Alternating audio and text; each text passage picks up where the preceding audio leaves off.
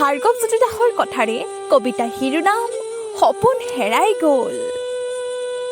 সিদিনা এটা সপোন দেখিছিলোঁ, ভাল লাগিছিল খুবেই, কিন্তু সপোনবোৰ জানো দিঠক হয়? সময়বোৰ দেখিছোঁ গুচি গ'ল, দেখা সপোনে হৈ ৰ'ল।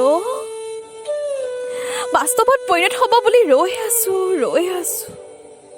কি জানিবা হয়ে?